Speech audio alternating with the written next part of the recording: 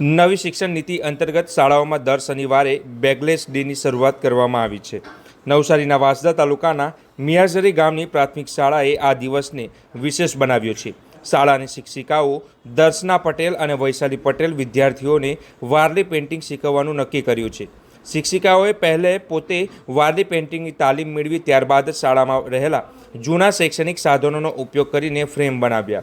White સિમેન્ટથી કોન બનાવવાની પદ્ધતિ વિદ્યાર્થીઓને શીખવાડી અને આ કોનનો ઉપયોગ કરીને વારલી પેઇન્ટિંગની કળા શીખવવામાં આવી હતી। ધોરણ 6 થી 8ના વિદ્યાર્થીઓમાં આ પ્રવૃત્તિએ ભારે ઉત્સાહ જગાવ્યો છે। વિદ્યાર્થીઓ હવે શનિવારની આતુરતાથી રાહ જુએ છે અને તેઓ એકાગ્રતાથી વારલી પેઇન્ટિંગ બનાવે છે। આજે આ વિદ્યાર્થીઓ પોતાની સાંસ્કૃતિક ધરોહર સમાન વારલી પેઇન્ટિંગના કુશળ કલાકાર બની ગયા છે। આ પહેલ દ્વારા વિદ્યાર્થીઓમાં કૌશલ્ય વિકાસની તાલીમ સાથે સાથે તેમની સર્જનાત્મક અને કલ્પના શક્તિનો પણ વિકાસ થઈ રહ્યો છે। બેગલેસ ડે વિદ્યાર્થીઓને ભણતરના ભારથી મુક્ત કરી તેમને રચનાત્મક પ્રવૃત્તિઓ તરફ વાળવામાં સફળ રહ્યો છે। મિયાઝરીની શિક્ષિકાઓએ વિદ્યાર્થીને કૌશલ્ય શીખવવા પોતે વારલી પેઇન્ટિંગ શીખી એમાં નિપુણતા મેળવી અને જ્યારે બાળકોએ વારલી ચિત્રકારીમાં પારંગત બનાવી દીધા છે। વિદ્યાર્થીઓ વારલી પેઇન્ટિંગ બનાવતા એકાગ્ર બન્યા છે, જેનું પરિણામ તેમના અભ્યાસમાં પણ મળ્યું છે। વિદ્યાર્થીઓ વાંચન, લેખન અને ગણનમાં એકાગ્રચિત થયા છે, જેથી પરીક્ષામાં પરિણામ સુધર્યું છે।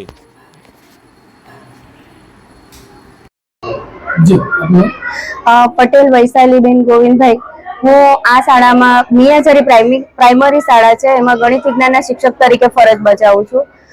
જ્યારથી આપણે બેગલેસ ડે શરૂ થયા છે ત્યારથી અમે બાળકોને રમત રમાડીએ, ચિત્ર દોરાવીએ, ઘરેણા બનાવડાવીએ, રાખડી બનાવડાવીએ, એવી બધી પ્રવૃત્તિ કરાવીએ। પછી એજ્યુકેશનલ ગેમ રમાડીએ, પણ કેટલું કરાવીએ। પછી હવે આજે આખો શનિવાર જોયફુલ શનિવાર તરીકે ઉજવવાનું થયું ત્યારે બાળકો દફતર કે એવું કંઈ લાવતા નથી, તો એ લોકોને આખો દિવસ અમે કેવી રીતે પરોવાયેલા રાખીએ કે કંઈ શીખવીએ, એ માટે એક અમને વિચાર આવ્યો કે કેમ નહીં આદિવાસી જાતિ છે તો વારલી પેઇન્ટિંગ એ લોકોને શીખવવામાં આવે।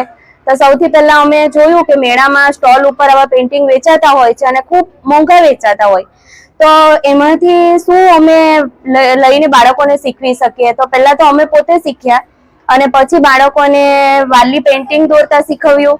હવે એમાં કંઈક નવું કેવી રીતે કરીએ કે જે વ્યવસાયિક શિક્ષણ એ લોકોની સ્કિલ આપી શકીએ, તો એ માટે અમે બાળકોને સિમેન્ટ લઈને એનાથી કોન બનાવી અને એના ઉપર પેઇન્ટ કરાવડાવ્યું।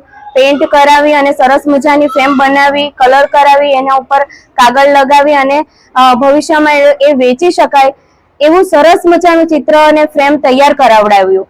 આ માટે અમને એ ફાયદો થયો કે બાળકોને આ એક નવું શીખવાનું હતું, એટલે બાળકો સામેથી પૂછતા હતા કે અમે આ પેઇન્ટિંગ કે દોરીએ, અમે આ ઘરેથી કરી લાવીએ, અમે આ ફ્રી છે તો કરીએ। એવી રીતે બાળકોની એક્યુરેસી વધી ગઈ, એ લોકોનું ફોકસ માઇન્ડ થતું ગયું કે જે બાળક ફરતું રહે છે સ્કૂલમાં અને ક્લાસમાં, તો જ્યારે અમે ગેરહાજર રહીએ ત્યારે પણ એ પોતે વારલી પેઇન્ટિંગ શીખતું હોય છે, તો એની સ્ટેબિલિટી જળવાઈ રહી। પછી બાળકો કેવું કે એકાગ્રતાથી શીખે છે અને એનું અમને ભણવામાં પણ ફાયદો થયો કે એ એકાગ્રતાથી વાંચન પણ સારું કરી શકે, ચિત્ર પણ સારું દોરી શકે અને એક એનામાં એક વ્યવસાય સ્કિલ ડેવલપ થઈ ગઈ। અને આજે તમે જુઓ તો અમારા બાળકોમાં એટલી સરસ સ્કિલ ડેવલપ થઈ છે કે એ ચિત્ર જે દોરે એ તમે બજારમાં સીધું સેલ કરી શકો। ભવિષ્યમાં આ સ્કૂલ છોડીને જશે તો એ પોતાની કારકિર્દી જાતે બનાવી શકશે અને આમાં અમને એટલો આનંદ થાય છે કે બાળકોને એક ન્યાય મળી રહ્યો છે કે જે સરકારે રજૂ કર્યું છે કે બેગલેસ ડે ફળીભૂત થવું જોઈએ, તો તે અમે કેવી રીતે મટીરિયલ્સ તૈયાર કરવું, ઝીરોથી આગળ સુધી લઈ જઈ શકીએ અને રો મટીરિયલ ક્યાંથી લાવવું, કેવી રીતે એને કંડારવું, કેવી રીતે એને માર્કેટમાં મૂકવું, એ લેવલ સુધીનું અમે શિક્ષકો તૈયાર કરાવી રહ્યા છે અને અમને એમાં આનંદ થાય છે।